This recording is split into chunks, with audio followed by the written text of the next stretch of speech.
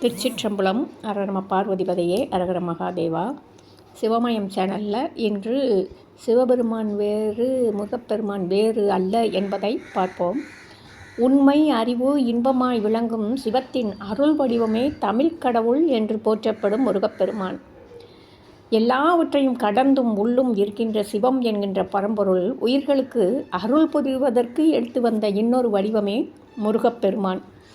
சிவம் பிரணவ வடிவமாக, அதாவது ஓம் என்ற வடிவமாக வந்தபோது விநாயகர் என்று கூறப்படுகிறது. அதே போன்று அச்சிவம் அறிவு வடிவமாக, ஒளி வடிவமாக வருகின்ற போது முருகப்பெருமான் அல்லது ஞான பண்டிதன் என்கின்றோம். எனவேதான் முருகப்பெருமானை ஆழ்ந்து அகன்று நுண்ணியதாய் இருக்கின்ற வேலுக்கு சமமாக சொல்கின்றோம். முருகப்பெருமான் வேறு சிவபெருமான் வேறு அல்ல என்பதை கச்சியப்ப சிவாச்சாரியார் கந்தபுராணத்தில் அருவமும் உருவமாகி அனாதியாய் பலவாய் ஒன்றாய் பிரம்மமாய் நின்ற ஜோதி பிளம்பதோர் மேனியாகி கருணை கூர் முகங்கள் 6 கரங்கள் 12 கொண்டு ஒரு திரு முருகன் வந்து ஆங்கு உதித்தனன் உலகம் உய்ய என்பார். முருகப்பெருமான் சிவபெருமானின் நெற்றிக்கண்ணிலிருந்து கிளம்பிய தீப்பொறிகளே என்று கந்தபுராணத்தில் குறிப்பிடுகின்றார். சிவபெருமானுக்குரிய ஈசானம், தத்புருஷம், அகோரம், வாமதேவம், சத்யோஜாதம் என்னும் 5 முகங்களோடு ஞானியர்களுக்கு மட்டுமே தெரிகின்ற 6வது முகமான அதோ முகத்தில் உள்ள நெற்றிக்கண்ணில் இருந்து கிளம்பிய தீப்பொறிகளே 6 குழந்தைகளாக தோன்றி பின்பு 6 முகத்தோடு ஒரு குழந்தையானதாய் குறிக்கும் கந்தபுராணம். சைவ கடவுளர்களாக சொல்லப்படும் ஒரு தனி பரம்பொருளின் அருள் வடிவங்கள் ஒரு தாயின் வயிற்றில் கருவாகி தங்கி பிறப்பதில்லை. அவை பல்வேறு வடிவங்கள் தாங்கி வந்து செல்லும். இப்போது சிவபெருமான் திரிபுரங்களையும் காமனையும் அசுரர்களையும் புன்னகையாலும் திருவிழியாலும் எரித்தாற் போல சுப்பிரமணிய கடவுளும் அசுர சேனைகளின் புறங்களையும் இறந்த அசுரர்களின் மலை போன்ற உடல்களையும் சிரித்தே அழித்தருளினார். சிவபெருமானுக்கு இச்சாசக்தி, கிரியாசக்தி, ஞானசக்தி இருப்பது போல முருகப்பெருமானுக்கும் வள்ளியம்மை இச்சாசக்தியாகவும் தெய்வயானையம்மை கிரியாசக்தியாகவும் வேல்படை ஞானசக்தியாகவும் உள்ளது. சிவபெருமான் போக வேக யோக மூர்த்தங்களையும் அருவம் உருவம் அருவுருவம் என்னும் முத்திர மேனிகளையும் கொண்டதைப் போல் முருகப்பெருமானும் அவற்றை உடையவர்.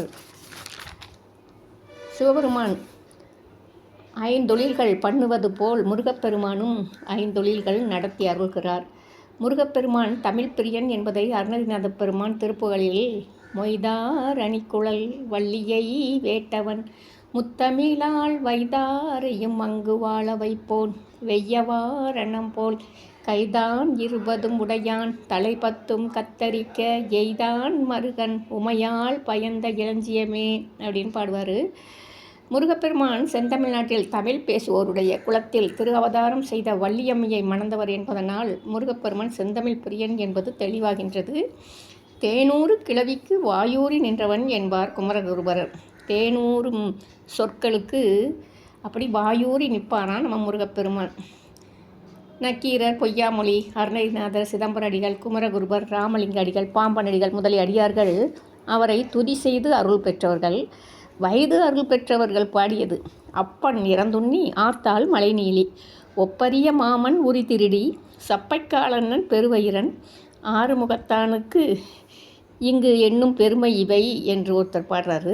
இன்னொருத்தர் மறுவிருக்கும் வேலூரின் வைத்தி மகன் குரத்தி மகளை மணந்தானென்றே உருகியரன் நஞ்சுண்டானாம் உமையவளும் தவம் புரிந்தாள் உயர்மான் மேனி கருகி முகம் மண் தின்றான் கமலன் முகம் நாளானான் கடவுளோர்கள் இருவிழியும் இமையாமல் இரவு பகல் உறங்காமல் இருக்கின்றாரே என்று பாடிய தமிழ் புலவருக்கும் அருள் புரிந்தார் நம் முருகப்பெருமான்.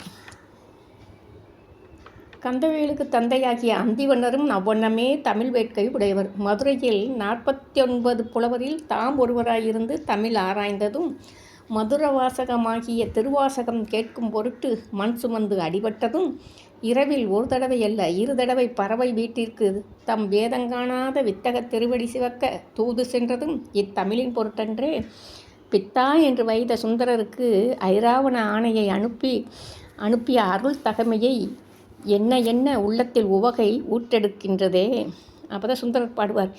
இந்திரன்மால் பிரமன் எழிலார் மிகு தேவரெல்லாம் வந்தெதிர்கொள்ள என்னை மத்த யானை அருள் பொரிந்து மந்திரமா முனிவர் இவராரணயம் பெருமான் நந்தமர் ஊரனென்றான் நொடித்தான் மலை உத்தமனே. இப்படித்தான் நம்ம சிவபெருமானும் முருகப்பெருமானும் வேறு வேறு அல்ல, ஒன்று என்பதை இதன் மூலம் நாம் அறியலாம். திருச்சிற்றம்பலம்.